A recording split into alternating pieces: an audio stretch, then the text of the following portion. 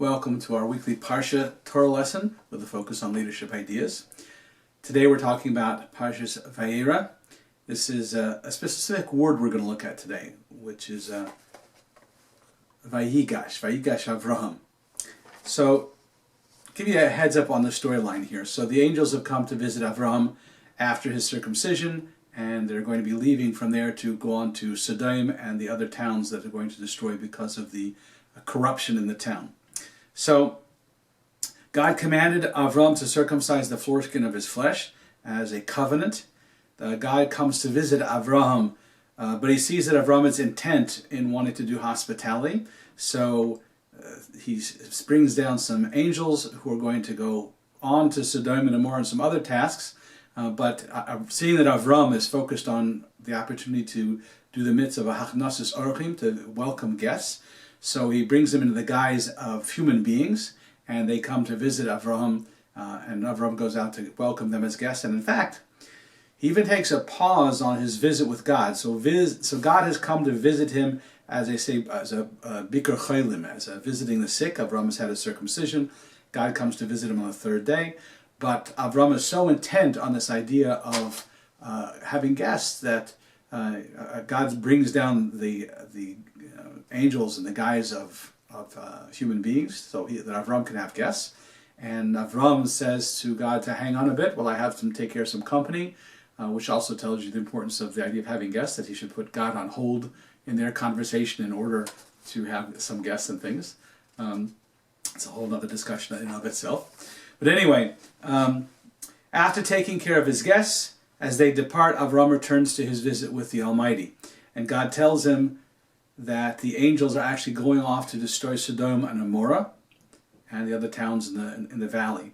So now there's this interesting word here, this word Vayigash, that I want to look at here. Vayigash means to approach. And so Avram approached to talk to God. And there's an interesting question that Rashi brings up. And Rashi typically is Rashi is the medieval commentator who typically looks at what's the basic understanding of the text. And so we have to ask the question, what is Rashi troubled by that he wants to bring up this important understanding of the word Vayigash? So the context of the story then is that if God and Avram are already talking, so why Vayigash? Why does Avram approach to speak with God? He's already there. So what's the approach mean? So obviously the word Vayigash must mean something different this time. And that's what Rashi comes to answer. And so Rashi looks at some other comments, other opportunities where the word Vayigash is used in the Torah. And for example, in Parshas Vayigash, it says Yehuda approached to speak with Pharaoh at that time. And in this context, Yehuda was coming to approach him, to challenge him, to speak harshly, to contend with him.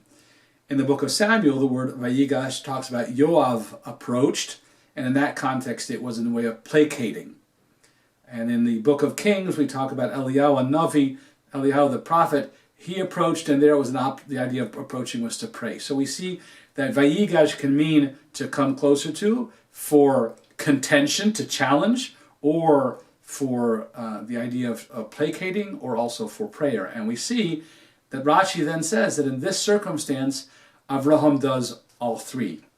And where is it that Avram speaks to God harshly or critically here?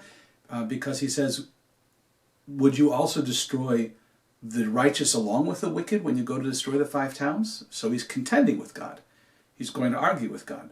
And in fact, he also says, in a sense of appeasement, he said, is it befitting God, the just judge of the world, that he should do such a thing? So we're looking to appease him. And then also, there's a part where Avram is looking to pray to God, I would be dust or ashes if not for God. And now I'm going to approach to ask the question about saving the wicked along with the righteous. So there's an important lesson in leadership here, I think, which is the idea that Avram by nature was an ish chesed. He was a man of kindness. It exudes kindness. That was his thing. And for him to contend with God, for him to shore himself up to do this, took a lot of inward strength to go against his nature, to do something which is totally against his typical way of doing things. and yet to do so in order to save people. And so that's an important precedent in leadership, is that sometimes we have to go outside of our comfort zone, outside of our normal way of doing things, and potentially even become harsh when necessary to get something done. And this is the case, obviously, for life and death circumstances Abraham was talking about, but even in a spiritual sense, if someone is, so to speak, drowning in the lack of spirituality, drowning in the world's difficulties, and they need spiritual strength, that is part of our responsibility, to go out of our comfort zone, to reach out to them, and to be there for them. So in this week's Parsha, I wish you the blessings that you should be successful in all of your endeavors to serve others, their physical needs as well as their spiritual needs. Have a good week.